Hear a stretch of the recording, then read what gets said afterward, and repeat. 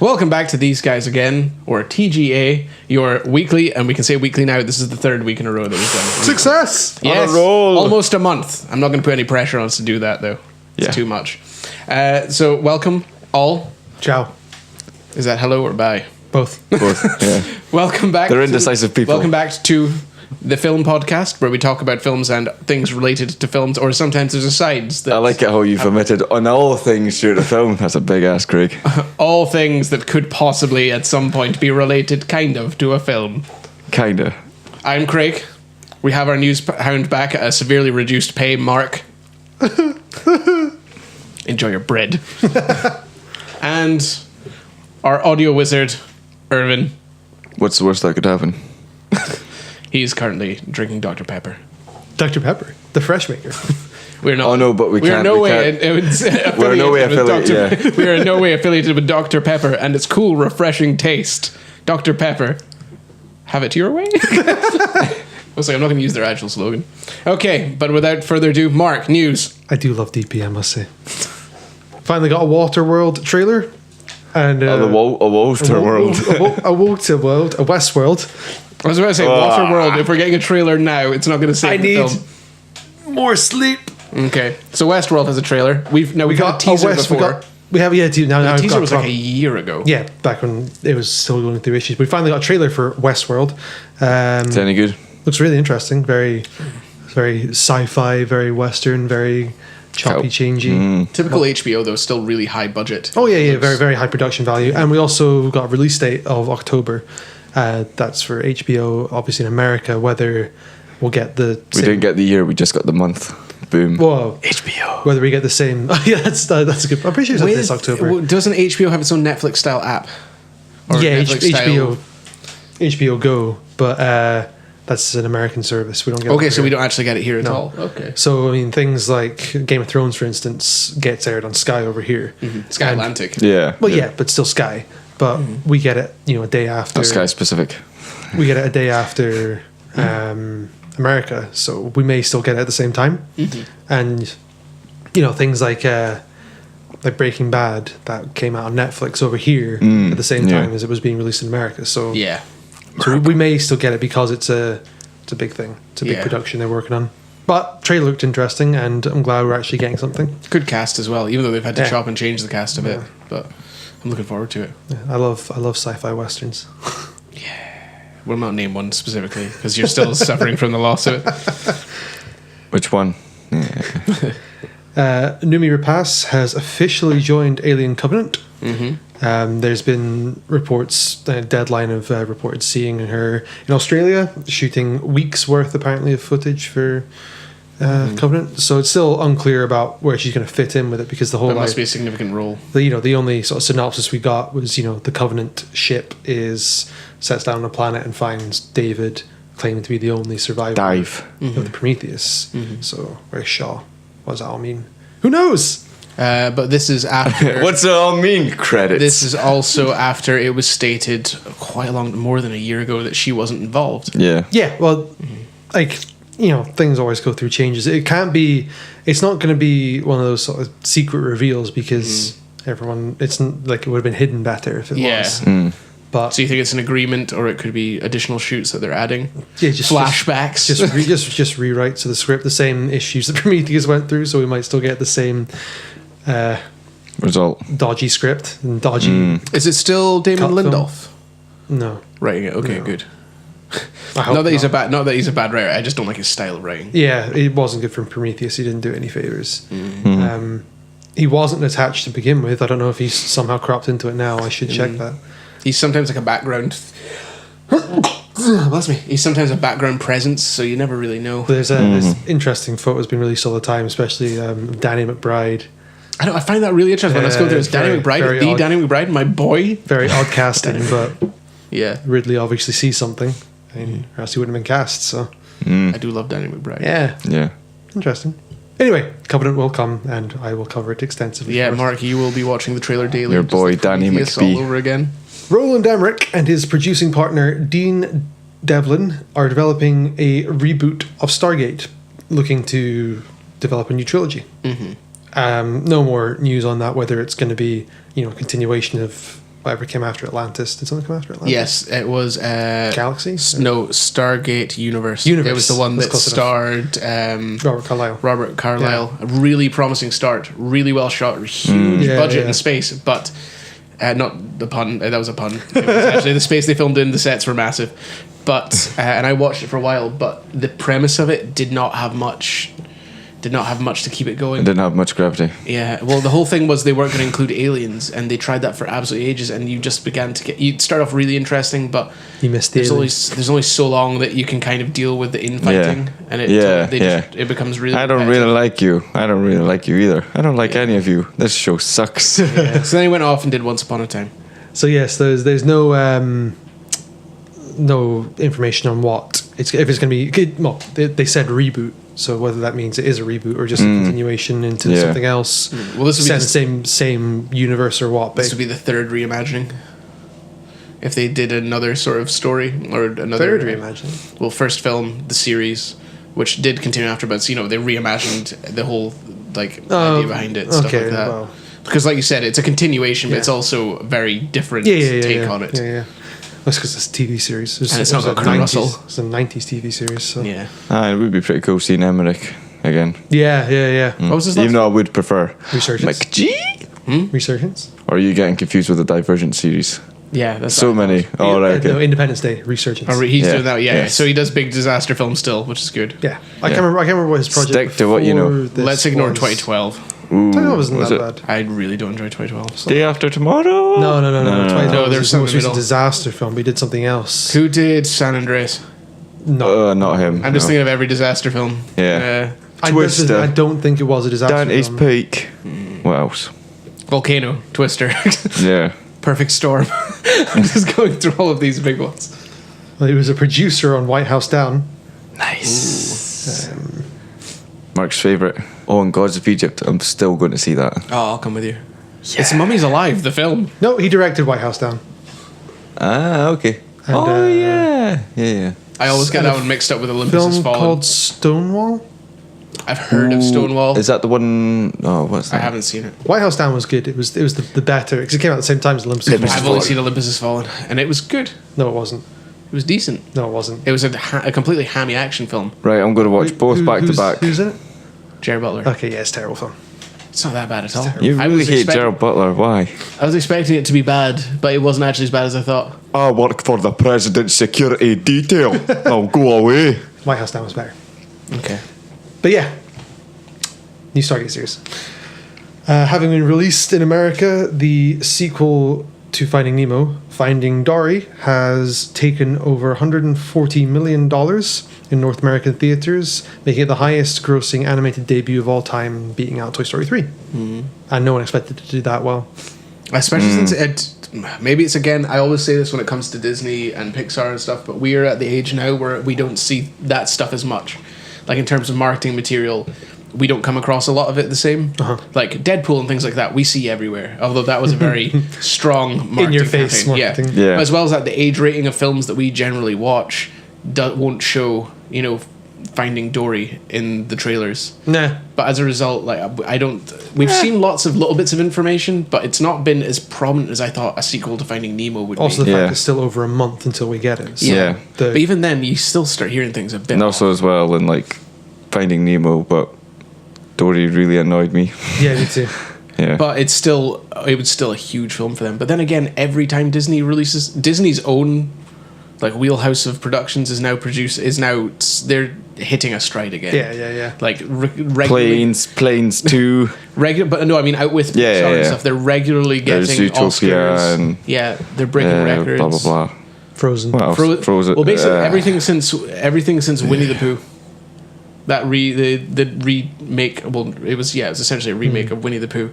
So Winnie the Pooh, Princess and the Frog, Tangled, Frozen. Wreck-It Ralph. Wreck-It Ralph and Zootopia. Or are you thinking of just Zootopia. These are the Disney ones. Aye. So that's like 6 films, although Winnie the Pooh obviously didn't have a Paperman. significant effect.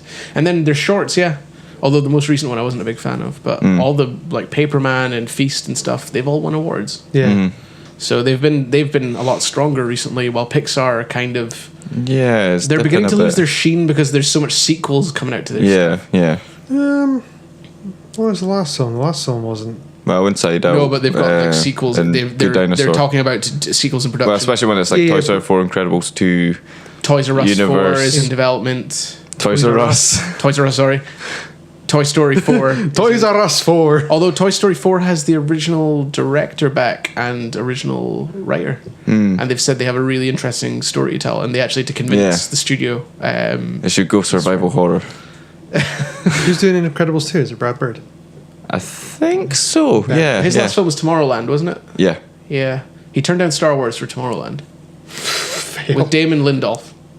Damon Lindelof wrote that as well. Yeah, that was a bit of an odd one.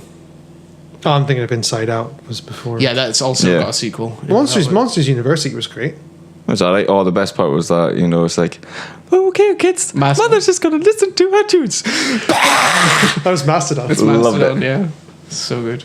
You're a mastodon. Thanks. Yes. Moving on.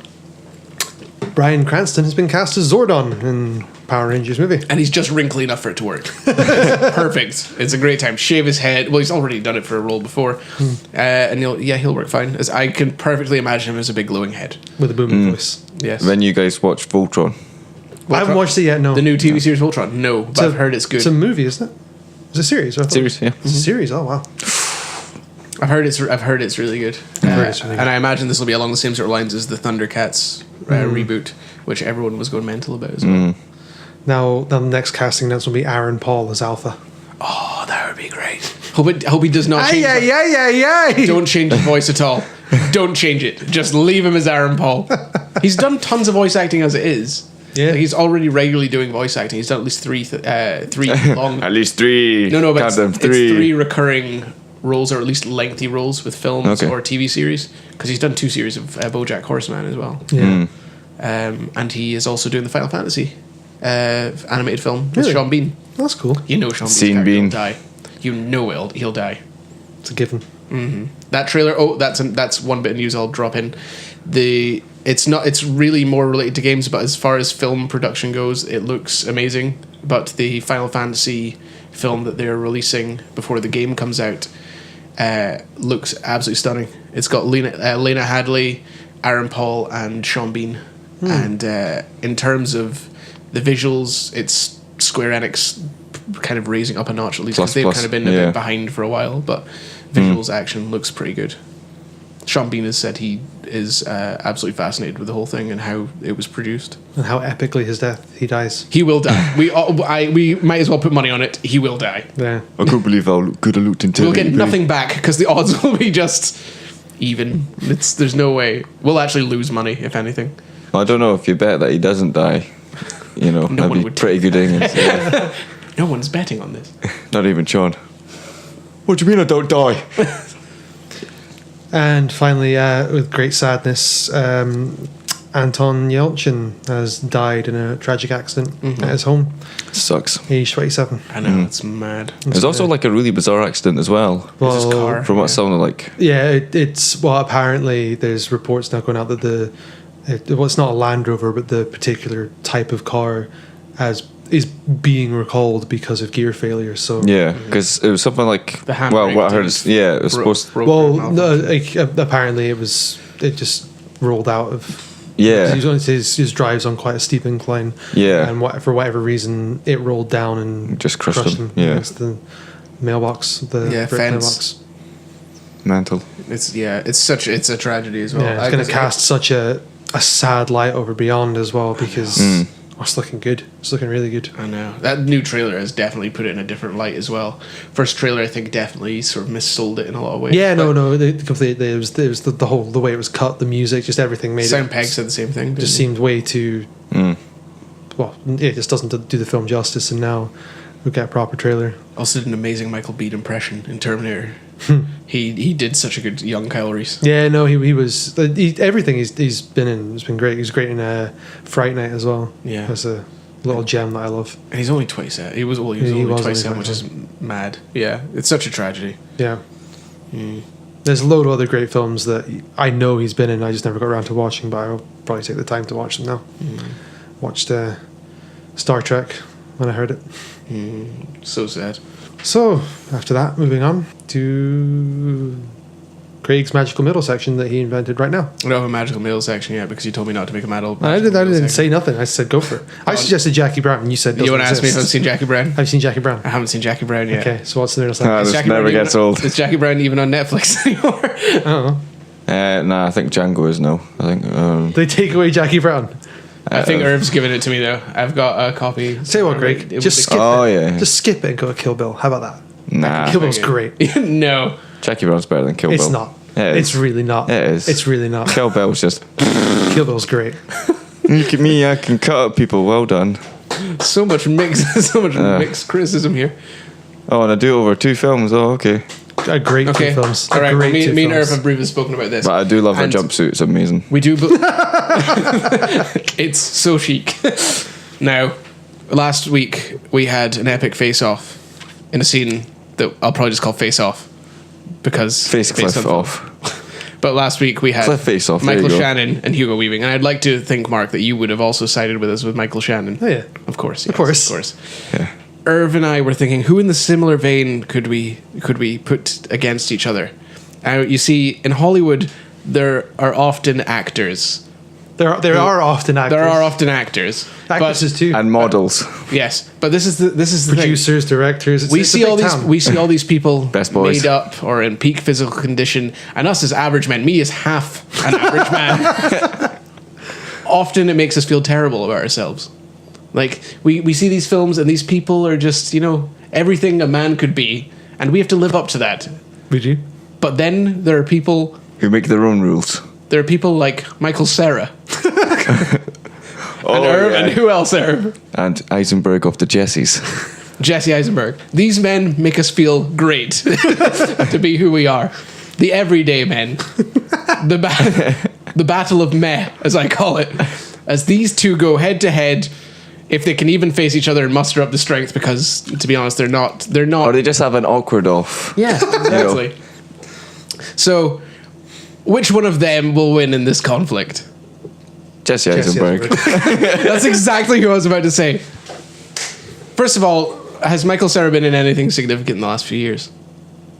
Because he does little bits, like he did something in Bill Murray's Christmas special. He died and he did in, something in Wet Hot This is the American End. Summer. Yeah. Yeah, he was good in This Is the End. Wet Hot American Summer, he did something as well. Scott yeah. Pilgrim, but that was quite This a is while the ago. End. It was ages ago.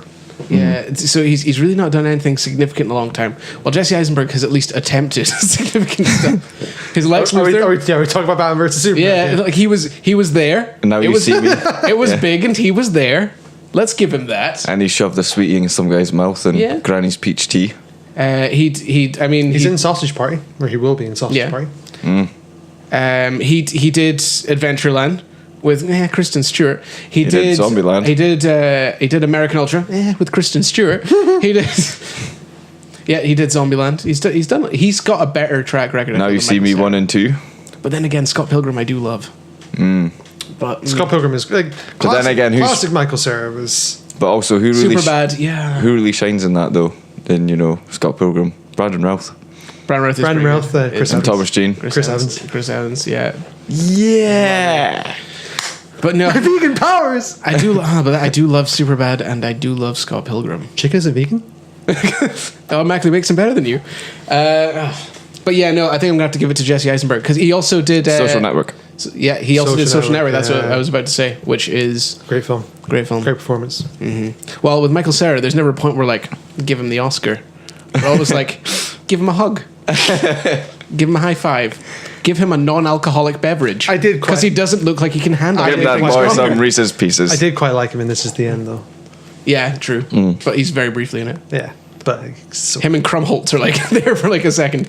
I would only watch a Han Solo film if Michael Cera was Han Solo. Oh man, that'd be great. That'd be the best thing ever. what? Great performance. Give him a stiff drink. You know what? He can't handle that. Give him a limp drink.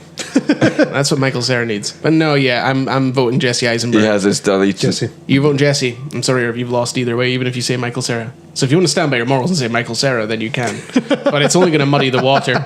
It's only going to muddy the water. Don't muddy the water. Don't muddy the water. Don't dilute in the diluting juice. Exactly. Yeah. Of course, it's Jesse Eisenberg. Oh, going back on your word. There we go then. This week's winner, Jesse Eisenberg. Send him a certificate or something. I've got cycling. A crisp high five. Send him a crisp high five.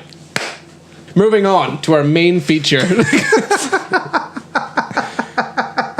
What film did we see this week? Well, when I say this week, I mean we saw it in the last hour, really.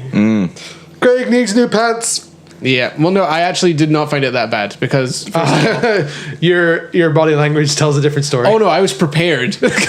I was bracing myself, but it wasn't as bad as Constant it was jumpy, bracing. I was constantly like, It's like you're doing so well, Craig. You're like, got to remain tense at all times. But yeah, we went to see. Is it The Conjuring or Conjuring? the country. The Conjuring. The Conjuring. No, yeah, The Conjuring. Yeah. The Conjuring 2. I've Conjurize this. Who here has actually seen Conjuring, the first one? Mark has. I don't watch horror films, so I see it 2 days unless ago. it's in daylight, I'm with my mother and my father at this age of 28, and I have a hot cup of cocoa in front of me. Then I watch a horror film. Or you read some Korean motion comics by accident. You're like, "Ah!" Yeah, that terrified me. I was like, oh, but thank Craig you for coming died. to see if I was okay. Yeah. But Are you yeah, dead, Craig? No, just very tense.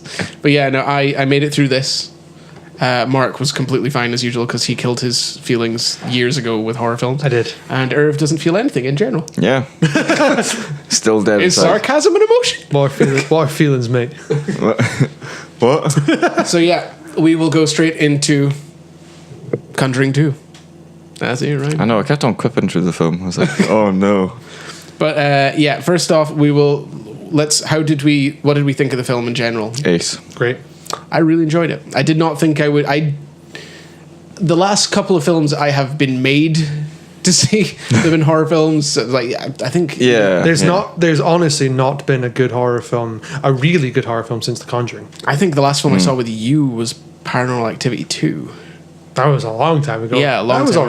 all right. But again, it didn't really have the story. You didn't care about the whole thing. You're just No. waiting for jumps and things. This one actually had a really good sort of through line to it. Yeah. And I a was lot of actually interesting character performances. exactly like that's the thing. A lot like The Conjuring. It wasn't Yeah. just this is the scary stuff. We're building up to scary stuff. It had a lot of good character development around it. It's also which like with things like we've seen as well. It's more, the psychological horrors and we know more like tense situations like Cloverfield Lane. Yeah. yeah, all it's that, bordering on situational. more thrillers. Yeah. Yeah.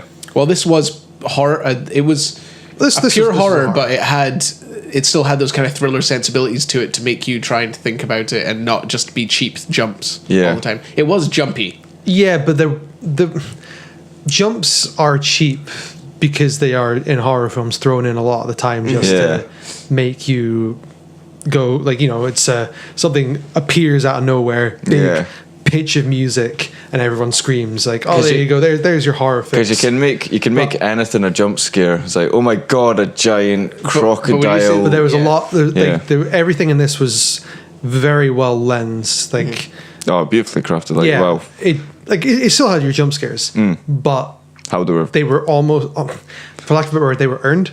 Yeah. Well, I was going to say this and film, artistic as well. Yeah. I would say this film scares didn't lie in the jumps to me. It was in the suspense.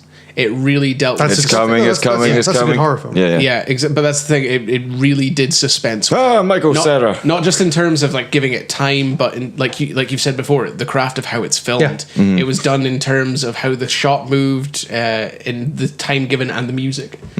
But first, how did you feel about the look of this film? Because it is set in the 1970s. Yeah, 1970s English suburb in London, I think it is. But for the most part, it was very good. It was very, the first one. It's like you see it's the painting that is done with the tree. It's like it's an old house in the middle of like a forest. It's a horror film setting. It's the sort of thing that you're going to have a haunted house. Whereas this is just like a semi-detached house in the middle of a London suburb street. Yeah. And it's very, very normal. It's it's 70s. It's well crafted 70s. I mean, it's effective in its setting. And the end credits, you get loads of photos of the actual house because this is based on a true story as much as you believe these sort of haunting stories are true. Yeah. But it's based on a true story. It's based on the accounts of possibly a true story. Yes. And the house looks the part, the characters look the part, the street looks the part, the cars look the part. The performances echo the 70s very well. Yeah. It's very normal, which kind of adds to the uncomfortableness in a way. Yeah. I don't know. It's because you believe in the world. Yeah, And then therefore. it's a well-crafted world, so the fact there's a demon haunting this house is a lot more believable. Mm-hmm. One of the things that stood out to me visually straight away, early on, was the titles and the typeface used. Yeah. Because Very it's very Exorcist. Yeah, Very exactly. Exorcist. Yeah. I loved that. It had this it was this yellow, A that slightly- horrible, uncomfortable yellow color. Yellow on black, but it was scrolling typewriter font. Yeah. Yeah. And then it just the title It's card just scrolls semi up. B-movie sensibility, but it's Kind of, really yeah. cool. It intentionally looked dated, but worked really well. It almost mirrored films of the time. Yeah. But I was going to say, in general, this was kind of it had an Exorcist vibe to it, because there's a lot of little Yeah. tendencies to the Exorcist. It's very similar to the first one. But I thought that was a great touch, and it also kind of grounded it in the 70s aspect. Yeah, It's exactly. also as well that comes up as the title card for like the previous one as well, the first one. But I mean- Scrolling the Conjuring. I want to say now, just while it's on my mind, even though I really enjoyed the film, partially the quality of the 70s environment kind of took me out of it a little bit, because It's also not it's the too real, Yeah, or it's not yeah. the 70s, so like it kind of everything I associate is with what we have now. So seeing stuff going on in the 70s just kind of like feels a bit weird, especially in the quality of film that was produced. Yeah. So parts of it took me out for just odd reasons, but yeah, there it. is kind of, you can tell, even though like obviously the quality of what we're seeing it through is almost a detractor from that sort of idea. You can tell the color palette they kind of used, or the kind of lens filter they use on this, was supposed to make it seem more of that time. But I don't know if that worked. There are points where that probably doesn't work. yeah, I mean, I understand why it's done, and it is effective, but the parts where they sort of crop in recreated news footage with like the old 40mm film or whatever it is, the square frame, and it looks bad. Off its time. Then so they start off, I assume, recreating what was actually filmed at the time, but you've got it, and it looks dated, it looks like a news report, sort of that thing, and then it cuts to them filming the two girls, and it's same frame but clear as day. It just, I imagine that's probably what you looked when you looked through a viewfinder. That's what you saw. Preview screen before. Yeah. But the whole the way it was done, I can understand why it was done, and I'm sure it was effective for you guys. For me, it didn't work. Yeah. Don't know how I'd have done it differently, but I can understand. I can understand the and point it took you're me coming out of from, though. But then again, when I was looking through it through squinted eyes most of the time, it's not going to make much of a difference to me. But how did you guys feel, were looking? How did you feel about the performances in this? Because like we said, it was a lot more of a character study than we would have expected. That's cool, because also this, it benefits when you're invested in characters as well. Yeah. Because some people are like, oh, it's really boring for the first bit. But it's like, that's because you get to know their stories, where they're at. Yeah. Who this mainly affects. And yeah, well, I hadn't seen the first one, so I didn't know much about Patrick Wilson and Vera Farmiga. Yeah. Isn't it? Yeah, Vera yeah. for Farmiga. Farmiga. I didn't know much about their characters of the Warrens, but I didn't feel like I was missing anything. No. It went, because that's a good thing about horror films. They are very much event driven. Well, I mean, Yeah. the first one, obviously, the start of this one is set at the Amityville case, which is another extremely well documented haunting, which the Warrens are involved in. I'm surprised it wasn't a main featured thing though. But then again, well, it's After Effects. The first film ends with them getting involved in Amityville, and so you assume the sequel is going to be Amityville. But again, it's been done so many times in films and documentaries, and I'm sure there's TV series and stuff on it. Yeah. It's a well-known haunting. It's a well-known story. So it works to its benefit just to skip it. Yeah. So But, I mean, are we straying into spoiler territory now, or does it matter? To be honest, I don't think it really.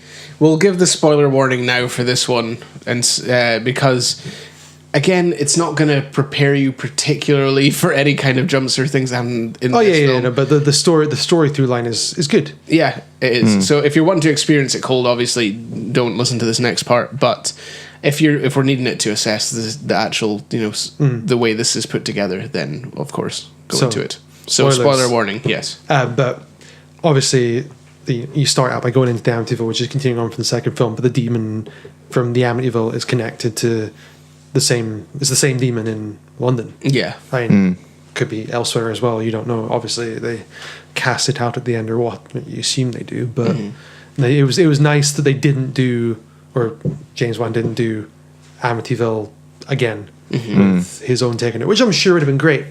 But like I said, the story is well known. Like you get it in the first.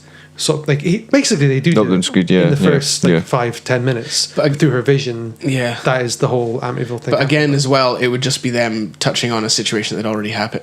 This was them being involved in the process of exorcising a demon. Yeah, while trying to find if there was a demon. Yeah, well, Amityville was essentially just them being there for the after effects and assessing it. Really, isn't it? It wouldn't have been. It would have been.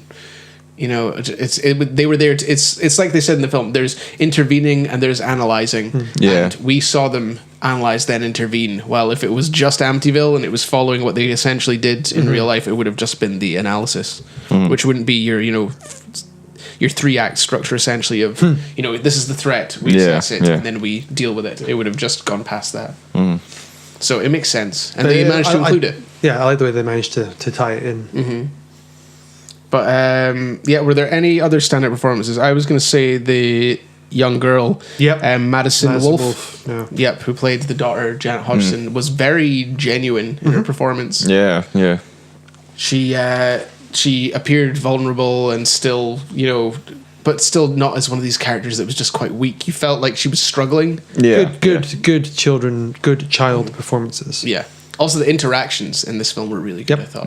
There's one really cheesy line at the end of the film. But it doesn't really bring down the film. No. Yeah.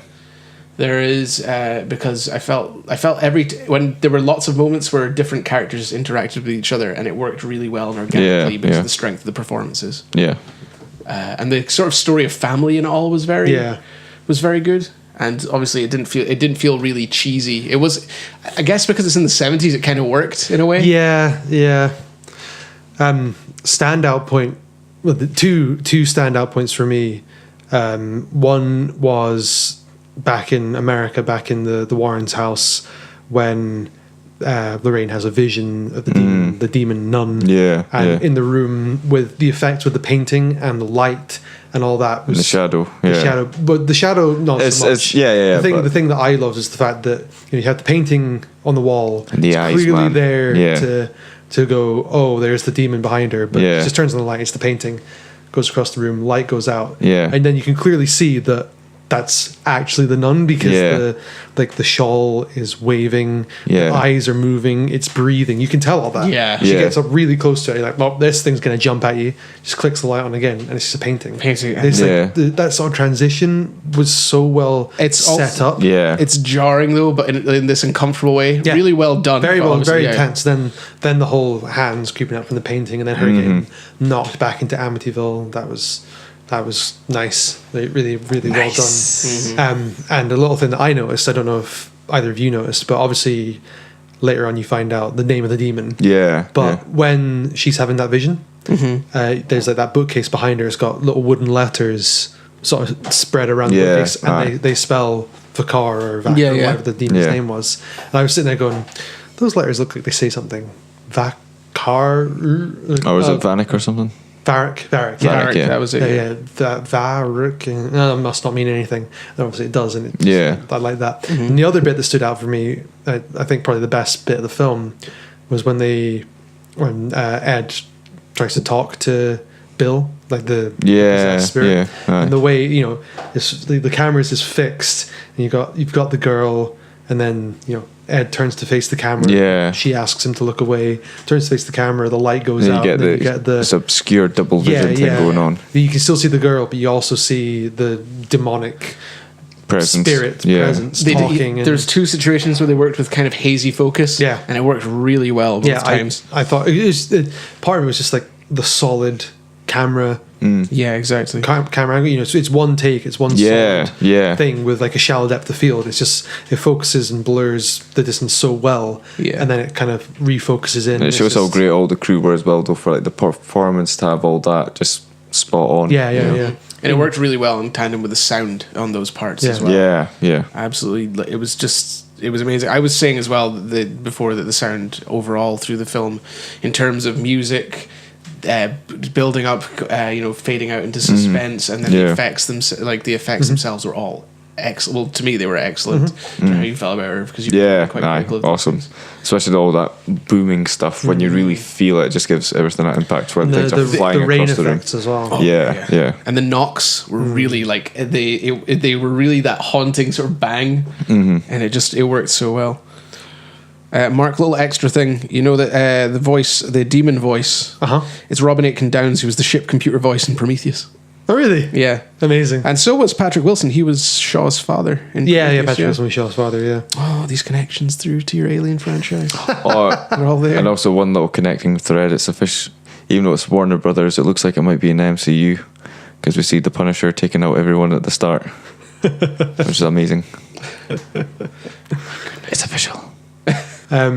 Anything we didn't like? That cheesy line at the end You didn't like the cheesy was line? really annoying, but I thought it was really nice because it just brings everything home for her. Yeah, no, I it was cheesy, but I didn't hate it. Yeah. In all honesty, for me being the one who is the worst when it comes to horror stuff, I have a really bad jump reflex, which we all know. I shout as soon as I jump and things. So does Claire. She almost took my face off. Yeah, The she went first for the jump scare. jugular. Yeah, But that's a bit harsh. considering that, He's not that bad. If I take out the jumps, the imagery didn't scare me. Like the imagery that they use of the nun, the crooked man. Can you tell me a film that Possession. is scary in Grudge. imagery? The Grudge is terrifying. Grudge, yeah, you yeah. can even attest that. Yeah. Me and you were terrible after The Grudge. Yeah. We stayed on that couch for hours. But like, it didn't help. Like Nassim's prank didn't help. Yeah. All that sort of stuff does not. But that film, there's a lot of films that creep me out in terms of how, they prey on your imagination. Yeah. This one used a lot of exaggerated. They made the ghosts or monsters into characters to the point where they were far beyond what I would imagine, and things like that. Like the Crooked Man's a very personal demon to the kid in this. Yeah. The nun is it's a twisting of the faith of the woman, and what was the third one? Bill. The old man is just something it's just kind of related to that whole area. And I like that people little lived. sort of where like almost the like a version of the sympathetic. family idea. Yeah. So there's lots of like. He lost his family. Yeah. There's a lot of these inversions of the themes of characters in it, but none of them were stuff that resonated with me to the point where I would be quite scared of it. Yeah. But that doesn't mean I don't think they were done particularly well. Although you did say something about the Crooked Man. I did not like the Crooked Man. It was, I don't know. That for me was cheap and unnecessary. Yeah, sure. I understand what you're saying. Like, it played on what was going on in the kids kind of fantasy, the Britishness and all that, and they do say it is a camouflage. Yeah. But like, it was effective when the rhyme was coming, and then it changed. It was just the girl coming. So you had the rhyme and you had the shadow of the Crooked Man. Yeah. It turns out to be the girl. It's also because you see too much of him as well. Yeah. You get I was used to going him. to say, it's one of these ones where you were literally looking at him almost head on multiple times, and it turned into a slasher briefly when he Yeah. And it was It was a lot cooler when it's sort of playing on. When he's putting the fire truck into the tent and all that. I was fine with the. Like, I would have been fine with the Crooked Man being simply the music box thing. Yeah. And that's obviously And what when the you kid occasionally likes. see him in And the then- tent and stuff. Then it would have been, no, but they simply remained that. But Bill knew the rhyme. Yeah. So Bill started speaking the rhyme while he was coming after the kid or something. That would have been fine. But the fact that they actually put the CG thing. Actually, it's a guy that played him. Yeah, but it was CG though. Yeah, they were like, he didn't For the transform from a effects and dog. stuff. Yeah. Yeah, but it was still CG with the whole jumping through the roof and all that. There's stuff. But anyway, I mean, the prosthetics then, whatever they made, it didn't fit in the film for me. It was unnecessary and could have easily just been Bill, because the thing I thought was really odd is that this film worked really best when it worked really best. It worked really, comma. Best, well, good. It was best when I thought it worked best when essentially the monsters or the demons were uninteractive, as in there are more see- presences. you see that it's not that they can directly deal with people, but they're just lurking. The problem with the Crooked Man was he was he like does the whole smash through the door. Yeah, the umbrella goes through the door, and he jumps, and the entire ceiling destroys, and he comes through. He's too physical. The scary presences in this film were when things were just there, and you had no idea what they were going to do. Yeah. When you see him literally lumbering towards them, at that point you're kind of it turns into a different beast. Yeah, they've given him a physicality that you know what to expect. Yeah, like it did kind of ground it a bit too much. Yeah. I mean, you could have easily had. Had the dog changing into it. Like, I thought that was a great transformation piece. I actually really liked it. didn't like it. I mean, you could have easily just had the kid go up to the door, like he's ringing the bell, like the dog's ringing the bell or whatever. He opens the door, and then just in the distance, in the darkness, you see Bill's eyes or something. Because he was more effective in the thing, and you see him really briefly, like in the rocking chair and stuff like that. Or in the reflection of the TV. Yeah. And then so you see that, and then maybe it lurches towards the screen, kid runs, and then you have the shadow of Bill approaching, singing the Crooked Man rhyme or whatever. Then it turns out to be the girl. Yeah. That would have been. And so all the much girl better stuff for was me. amazing. The girl stuff was great. The twisting in the cupboard, boiler room. Yeah, and the whole stuff with in the room with the crucifixes being burned in, but you get glimpses of Bill and stuff. War scene was all right. War scene was the weakest one for me. Do you know also like how menacing she looks though? She was amazing by the end. Oh, yeah. It's the fringe, an evil fringe, and teeth. Yeah, and British teeth. The classic English teeth. And all the angles in her eyes and stuff. Great. One scene that I actually really thought was good at establishing the sort of horror of it, but it was shot very different from everything else, was the initial Amityville one. Because the jumping, it wasn't like any character teleported across, but they did no one moved really, except for a couple of moments. When they all got shot. Yeah, like as in it would be this is before, this is after, this is before, this is after, this is the kids looking at you. Then suddenly it flashes and they're looking to the side. And that I thought, like, it wasn't jumpy, but it was jarring. It was really quite it was just creepy. But it was almost like nothing was directly in your face, and the cocking of the gun and her mimicking it. That stuff was stuff I didn't expect to see, and wasn't this on the nose. Let's jump you. And I thought it was a shame that was only that. It didn't really carry on. It didn't carry on because it was isolated to that event. That was her vision, though, as opposed to what was actually happening. Exactly. But I mean, the way that it was shown, I thought was really effective and very different from stuff I've seen before. And also from the start and the middle, that's something I really loved as well, was like when you're not sure what's real and what's not. Especially like with all the dream stuff, it's just sleepwalking, and then it just that, it's that sort of portal effect, but... Yeah, it's like Mark said with the painting scene. You don't know where the real world and the dream kind of are at points. That was brilliant. Yeah. Also, why would you paint that? What? This house is going to be filled with horrifying paintings. Well, he's having his own visions. I know, but don't frame them. Don't keep them.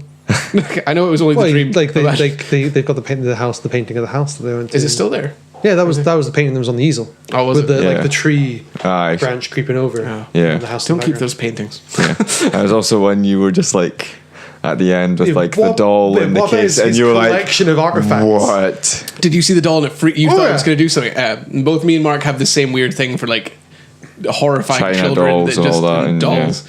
That whole thing. But they do this. I was saying this to you, where like with the amount of films that we see now, you get trained to things, as in, if this is going to happen. If a camera focuses on someone's reaction, you don't take that for granted, because you know that they're showing you.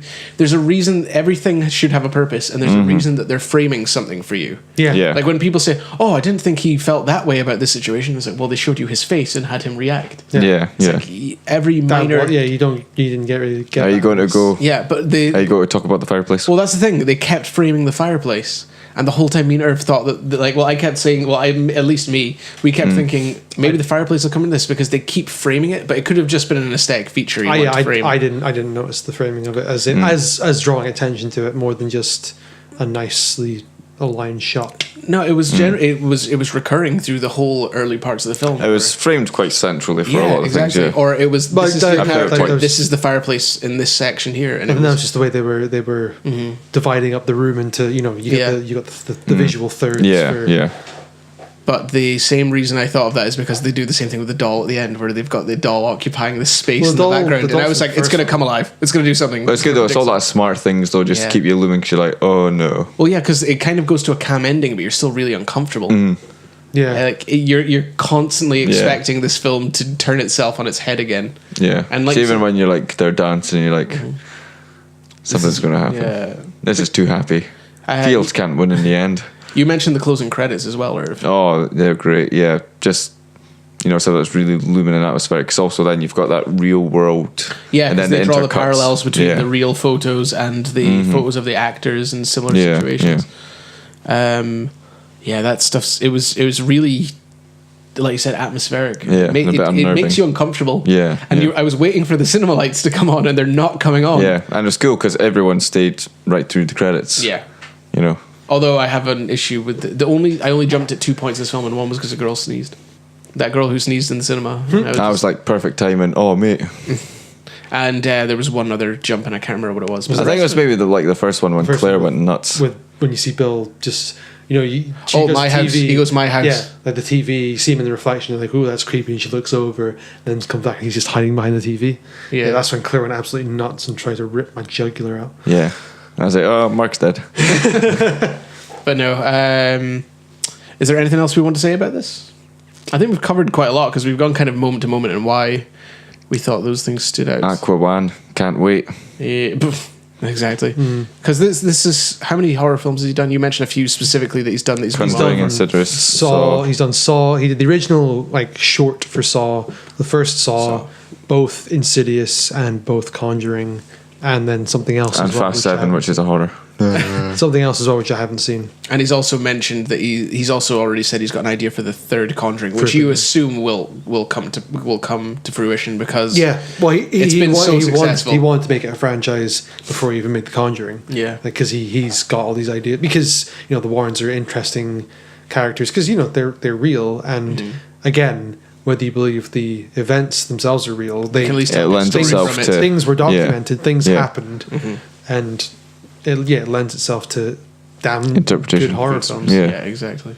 No, also when there's just real craft there, Yeah, it's kind of a love letter to older horror films as well, like you said. Yeah, and it's again it's got the craft behind it. It's not just a cheap, here we go. This is gonna be this is your scares. Dead parents. Yeah, so. No, Daddy just left. We're not on good terms. He took the music.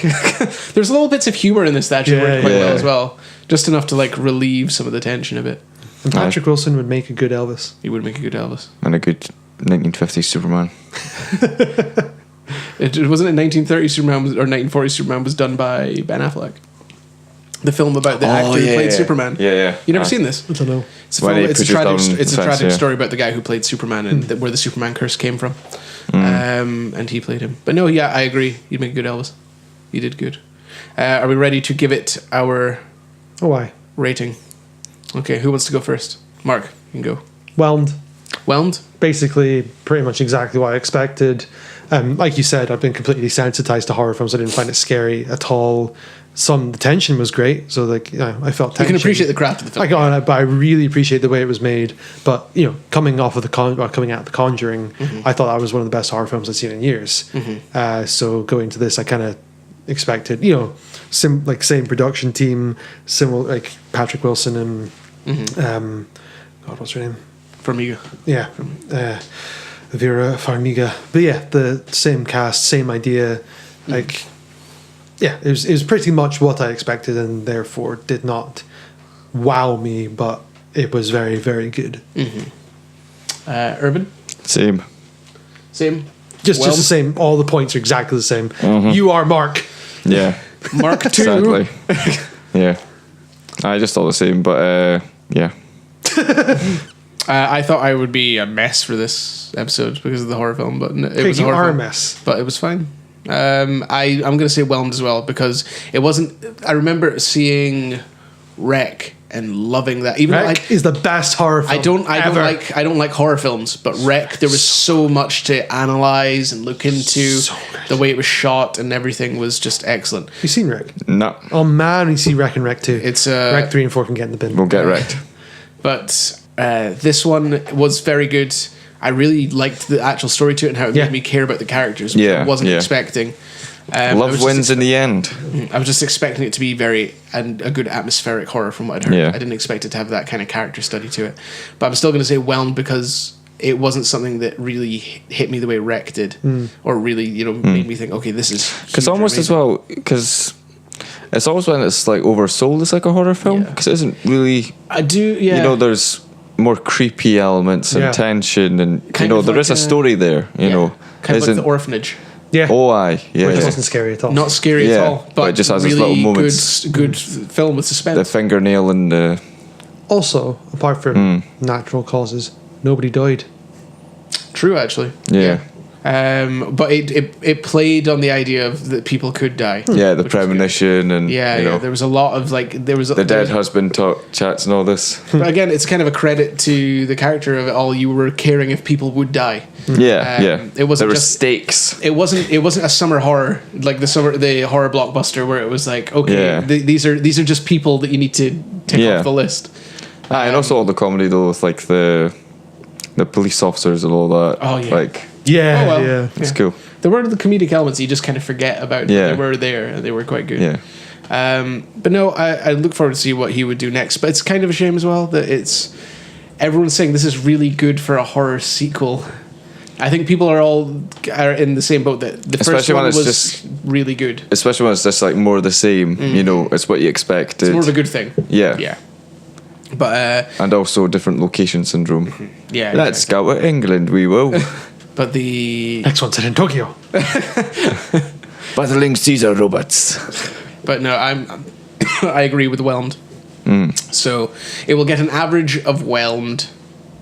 Yay! Next, we'll go see the horror film Independence Day Resurgence. So that's going to be similar tone to this, I assume. I'm so excited. Yeah. I can't describe how excited I am for Resurgence. It's going to be good. It's going to be so it's going to be good. So will it be film of June though? Will it knock down the Nice Guys? Mark, did you manage to see Nice Guys? Is it still in the cinema? Yep. Go see it. Okay, but yeah, that is us signing off for this episode. Take it easy. Bye-bye. Bye. Bye. Bye.